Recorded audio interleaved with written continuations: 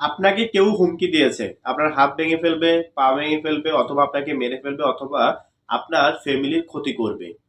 এই ধরনের হুমকি যদি আপনাকে কেউ দিয়ে থাকে তাহলে আপনি কি করবেন?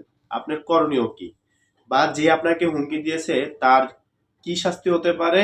আর এখানে পুলিশের বা করণীয় কি? আমাদের সমাজে অনেক সময় আমরা দেখি যে জায়গা জমি নিয়ে, টাকা পয়সা নিয়ে বিভিন্ন ধরনের কলহ লেগে থাকে, দ্বন্দ্ব লেগে থাকে। তো এক পক্ষ আরেক পক্ষকে হুমকি দেয় যে হাত ভেঙে ফেলবো, পা ভেঙে ফেলবো, বা বলে যে এদিকে যদি তোকে দেখি তাহলে তোকে মেরে ফেলবো। বিভিন্ন রকমের হুমকি প্রদান করে থাকে।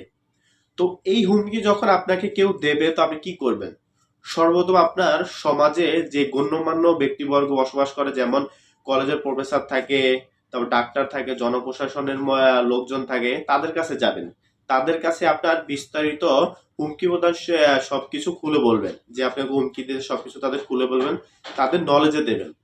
দেওয়ার পরে আপনি চলে যাবেন থানায়। আপনার নিকটস্থ থানায় চলে যাবেন। গিয়ে আপনি পুলিশ অফিসারকে সবকিছু খুলে বলবেন।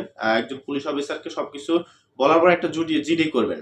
এখন পুলিশ অফিসারের কাছে তবে জিডি করলেন, করার পরে আপনি বললেন যে আমি তো জিডি করলাম, তো আপনি ব্যবস্থা নেন। পুলিশ কিন্তু এই ক্ষেত্রে আপনার ব্যবস্থা নেবে না। কেন নেবে না?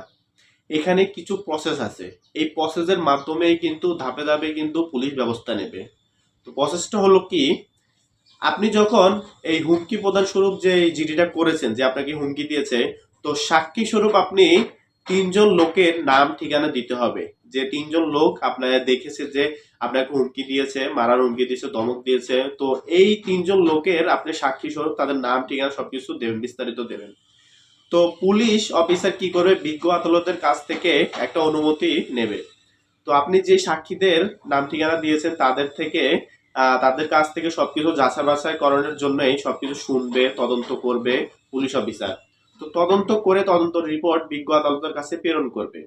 তো বিজ্ঞ আদালত সবকিছু যাচাই বাছাই করে কিন্তু নির্দিষ্ট একটা সময় সমন্বয়কের মাধ্যমে দুই পক্ষকে ডাকাবে, যে আপনাকে হুমকি দিয়েছে আর আপনি। দুই পক্ষকে ডাকা মানে ডেকেই কিন্তু বিজ্ঞ আদালত তাদের যেই মানে সমস্যা, হুমকি কেন দিয়েছে সেই সমস্যা কিন্তু শুনবে। এখন বিজ্ঞ আদালত যদি মনে করে সমস্যার সমাধান এখানে করা সম্ভব, তাহলে এখানে করে দেবে। আর কোনো এটা ঝামেলা হবে না। এখন কথা হলো, যে হুমকি দিয়েছে, যে মেরে হাত ভেঙে ফেলবো, পা ভেঙে ফেলবো, তো যে হুমকি দিয়েছে সে যদি এই বিজ্ঞ আদালতের ডাকে যদি সাড়া না দেয়, মানে না যায়, সামান্য হুমকি তো দিয়েছি, কি বা হবে, তো গেল না। এই ক্ষেত্রে কিন্তু হুমকিদাতার বিরুদ্ধে কিন্তু ওয়ারেন্ট জারি হবে। পুলিশ কিন্তু সেদিনই কিন্তু তাকে ওয়ারেন্ট জারি হিসাবে তাকে কিন্তু গ্রেপ্তার করতে বাধ্য। কারণ সে এগুলা মানে বিজ্ঞ আদালতের যেই ডাক, মানে সমন্বয়ের ডাক, সেটা কিন্তু সে কানে নেয়নি, যার কারণে তার নামে ওয়ারেন্ট জারি হবে। এখন কথা হলো, দুই পক্ষ যখন যাবে, এখন যদি দেখে যে হুমকিদাতা হুমকি দিয়েছে, এখন হুমকি স্বরূপ তার মানে ক্ষতি করবে, ক্ষতি করার যে উদ্দেশ্যে কিন্তু হুমকি দিয়েছে, সেক্ষেত্রে যদি বিজ্ঞ আদালত দেখে যে এটা না ঠিক আছে, হুমকির একটা পর্যায়ে পড়ে, তাহলে কিন্তু এখানে শাস্তি প্রদান করতে পারে বিজ্ঞ আদালত। এটা বিজ্ঞ আদালতের এখতিয়ার আছে। আপনার হতে পারে শাস্তি 6 মাস, 7 মাস, অথবা 1 বছরের শাস্তি প্রদান করতে পারে। এটা বিজ্ঞ আদালতের এখতিয়ার। ঠিক আছে। তো দ্বিতীয়ত, অনেক সময় দেখা যায় যে আবেগের বশে পড়ে কিন্তু মানুষে হুমকি দিয়ে থাকে। মানে হয়তো সামান্য কথা কাটাকাটির বশে কিন্তু পরে কিন্তু হুমকি দিয়ে থাকে যে তুই যদি এই রাস্তা দিয়ে যাস তাহলে আমি তোর ঠ্যাং ভেঙে ফেলবো। তো বিভিন্ন রকম হুমকি দিয়ে থাকে। ঠিক আছে। তো তোর ফ্যামিলির ক্ষতি করে ফেলবো, বিভিন্ন রকমের মানে আবেগে পড়ে। তো এক সময় দেখা গেল যাকে হুমকি দেওয়া যায় সে মানে এটা তো নলেজে আছে তার যে আমাকে সে হুমকি দিয়েছে। তো সে কি করলো, আগে তো জিডি করেছে থানায়। জিডি করার পরও সে মানে হঠাৎ রাস্তা দিয়ে যাচ্ছে, হয়তো যে রাস্তা দিয়ে যাইতে তাকে নিষেধ করেছে সে রাস্তা দিয়ে গেল, হঠাৎ করে মোটরসাইকেলে অ্যাক্সিডেন্ট করলো। অ্যাক্সিডেন্ট করার পরে তার হাত অথবা পা কোনো জায়গা দিয়ে আপনি ভেঙে গেল। তো এখন তার উদ্দেশ্য যদি খারাপ হয়, খারাপ হলে সে কিন্তু থানায় যেতে পারে। থানায় গিয়ে এখন যে তাকে হুমকি দিয়েছে তার প্রতি যদি তার অন্যরকম ক্ষোভ থাকে, তো সে থানায় গিয়ে জিডি করবে আবার। ফৌজদারি মামলা করবে, যে আমি আগেও জিডি করেছি, দেখেন এখনো দেখেন আমি সেই রাস্তা দিয়ে আসতেছিলাম, আমার হাত পা ভেঙে দিয়েছে। তো আসলে কিন্তু সে কিন্তু আপনার বাইক অ্যাক্সিডেন্ট হয়েছে, এটা কিন্তু সে বলবে না। বলবে যে আমাকে যে হুমকি দিয়েছে সে আমার হাত পা ভেঙে দিয়েছে। এখন যে হুমকি দিয়েছে তার বিরুদ্ধে কিন্তু আপনার মামলা হবে, ফৌজদারি মামলা হবে। পুলিশ কিন্তু তাকে কিন্তু ধরবে, ধরে কিন্তু হাজতে পড়বে। তো এইসব এই যে আবেগ প্রবণ যে হুমকি স্বরূপ এগুলা কিন্তু আপনারা দেবেন না। ছোট একটা মানে ছোট একটা হুমকি থেকে কিন্তু কত বড় একটা পর্যায়ে যেতে পারে এটা কিন্তু আপনি চিন্তাও করতে পারবেন না।